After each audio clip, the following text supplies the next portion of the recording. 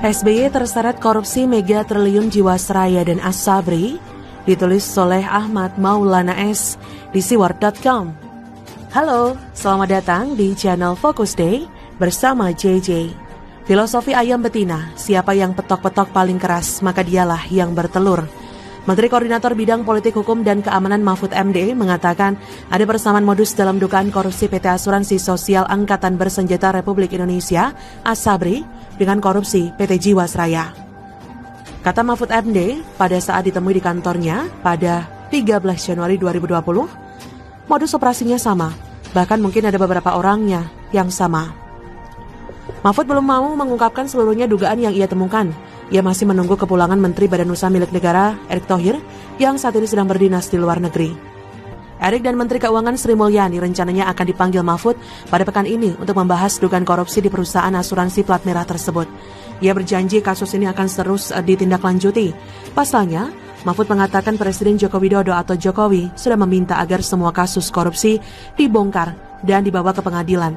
Terlebih dugaan awal korupsi Asabri merugikan negara hingga lebih dari 10 triliun rupiah. Kata Mahfud, karena Presiden sendiri sudah mengatakan semua kasus korupsi itu harus dibongkar, bukan hanya dibongkar, dibawa ke pengadilan lah. Seperti diketahui, dugaan mega korupsi di Jiwasraya terjadi bersamaan dengan terbitnya produk GS Saving Plan pada tahun 2013 sampai 2018 lalu. Perusahaan plat merah ini dianggap banyak melakukan investasi pada aset-aset dengan resiko tinggi untuk mengejar keuntungan tinggi, yakni penempatan saham sebanyak 22,4% senilai 5,7 triliun rupiah dari aset finansial. Lalu penempatan reksadana sebanyak 59,1% senilai 14,9 triliun rupiah. Akibatnya PT Asuransi Jiwasraya sampai dengan Agustus 2019 menanggung potensi kerugian negara sebesar 13,7 triliun rupiah. Direksi lama menempatkan dana nasabah pada saham-saham dikelola Heru Hidayat dan Beni Cokro Saputro seperti PT SMR Utama Tbk, PT Trada Alam Minera Tbk, PT Inti Agri Resources Tbk, PT Hansen International Tbk, PT Rimo International Lestari Tbk, PT Capitaling Investment Tbk. PT Asabri Asuransi Sosial Angkatan Bersenjata Republik Indonesia Asabri sendiri menjadi sorotan atas kasus yang senada dengan Jiwasraya, yaitu dugaan korupsi dan salah investasi. Saham-saham yang dibeli perusahaan plat merah itu dikabarkan tumbang dan menyebabkan aset finansial tergerus. Lagi-lagi salah satu saham yang dibeli Asabri adalah PT Hansen International Tbk milik Taipan Beni Cokro. Berdasarkan data Bursa Efek Indonesia, kepemilikan Asabri di emiten bersandi MYRX mencapai 4 miliar lebih lembar saham atau 5,401%. Pada 28 Desember 2019, nilai saham MYRX masih berada di angka 118 per lembar, namun pada 30 Desember, harga saham Hansen terpuruk di angka 50 per lembar saham. Investasi Asabri di Hansen terbilang menarik sebab hal serupa juga dilakukan oleh Jiwasraya. Berdasarkan catatan BPK, Jiwasraya kini tengah dibayangi resiko gagal bayar atas transaksi pembelian medium term note atau MTN atau surat berharga berjenis utang dari PT Hansen International. Asabri juga memiliki surat utang jangka menengah MTN Hansen yang dialihkan dari PT Pelita Indo Karya dan PT Royal Bahana Sakti. Surat utang tersebut memiliki jangka waktu 3 tahun dan jatuh tempo pada tanggal 21 Desember 2018 dengan tingkat suku bunga tetap sebesar 12% per tahun dan terutang setiap kuartal.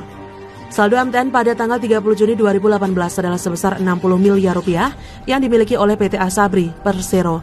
Pinjaman ini berdasarkan lampiran keuangan Hansen Triwulan 3 garing 2019 telah dilunasi pada tanggal 28 Desember 2018. Meski demikian, staf khusus Kementerian BUMN Arya Sinulinga mengatakan bahwa Hansen masih belum melunasi kewajiban terhadap Asabri. Kata Arya, seperti Beni Cokro dan Heru, utang-utang investasi di Asabri, kita harapkan kedua orang ini bisa penuhi tanggung jawab utangnya supaya bisa bantu Asabri. Siapakah Beni Cokro Saputro, pemilik PT Hansen International, sementara saudaranya yang lain bernama Diki Cokro Saputro menjadi Direktur PT Power Telecom atau Powertel. Dalam buku Gurita CKS disebutkan bahwa PT Powertel terlibat membiayai dana kampanye SBY. Sementara dalam catatan lain seperti yang ditulis oleh Andi Setiono, kedua perusahaan tersebut mengalami kesulitan likuiditas. Namun justru pada kedua perusahaan sakit itulah dana nasabah Jiwasraya dan juga dana Asabri ditempatkan karena bernilai murah dengan harapan akan terjadi rebound bila bisa dibangkitkan akan untung besar. Bila dilihat dari sisi administrasi, hal tersebut bisa saja dianggap dengan istilah kekurang hati-hatian. Namun secara ekonomi politik, hal itu jelas merupakan suatu kesengajaan. Simpulan sementara tetap berupa sebuah tanya. SBY terseret korupsi mega triliun Jiwasraya dan Asabri? Karena yang dapat merumuskan kesimpulan akhir adalah hukum, itu pun dengan catatan jika memang berani untuk terus memproses hingga menyentuh SBY. Bagaimana menurut Anda? Silakan tulis komen Anda di kolom komentar, like, subscribe, dan share di sosial media kalian. Artikel ini bisa Anda lihat secara lebih lengkap di laman siwar.com. Terima kasih. Wassalamualaikum warahmatullahi wabarakatuh.